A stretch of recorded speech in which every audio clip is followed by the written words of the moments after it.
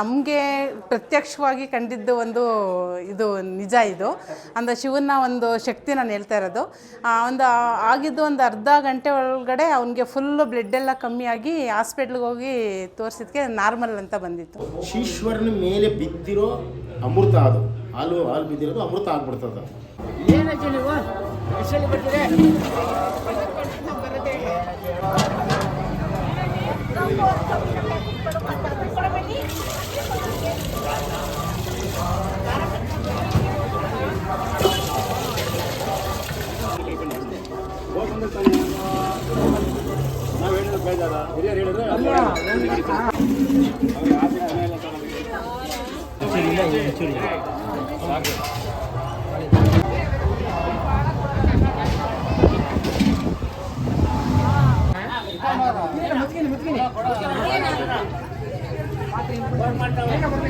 ಈ ಕಡೆ ಬನ್ನಿ.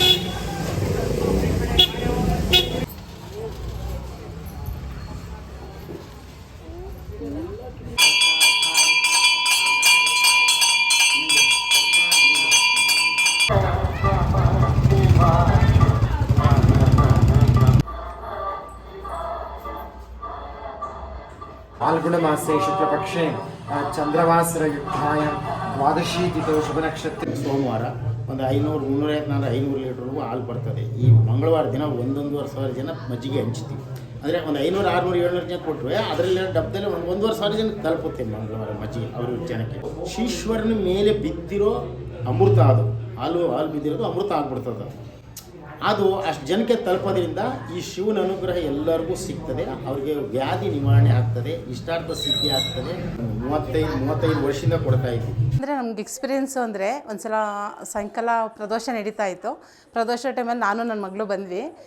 ಅದು ನಮ್ಮ ಮಗನ ಫ್ರೆಂಡಿಗೆ ಒಬ್ಬನಿಗೆ ತುಂಬ ಫುಲ್ಲು ಮೂಗಲ್ಲಿ ಬ್ಲಡ್ ಬರ್ತಾಯಿತ್ತು. ಡಾಕ್ಟ್ರು ಏನೋ ಮೂಗಲ್ಲಿ ಏನೋ ಪ್ರಾಬ್ಲಮ್ ಆಗಿದೆ, ಮಾಡಿಸ್ಬೇಕು ಅಂತ ಹೇಳಿದರು. ಅದು ಏನಾಯಿತು, ನಮಗೆ ಒಂಥರ ಬೇಜಾರಾಯಿತು. ನನ್ನ ಮಗಳೇ ನೋಡು ಒಂದು ಅಲ್ಲೇ ನಿಂತ್ಕೊಂಡಿದ್ದ ಜಾಗದಲ್ಲೇ ಪ್ರಾರ್ಥನೆ ಮಾಡಿಕೊಂಡು ಶಿವನ ಹತ್ರ ಈ ಥರ ಕಮ್ಮಿ ಆಗಲಿ ಅಂತ.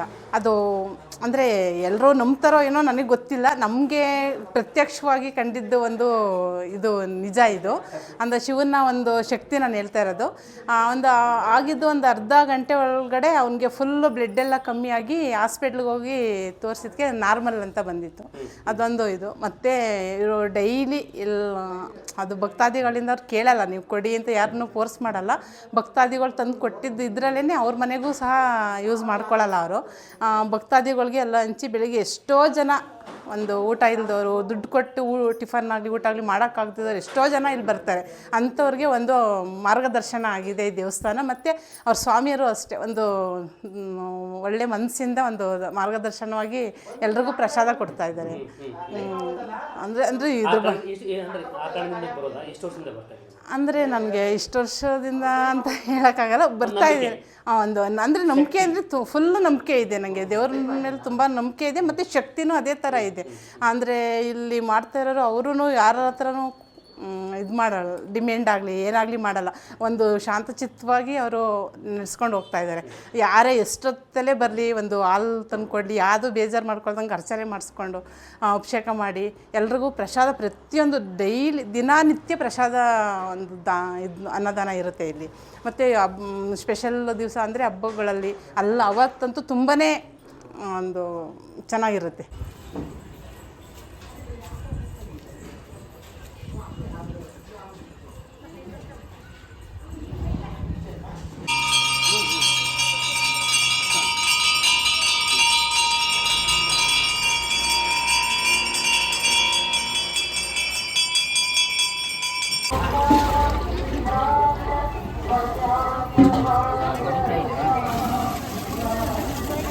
ಬಂದೇ ಶಿವರಾತ್ರಿ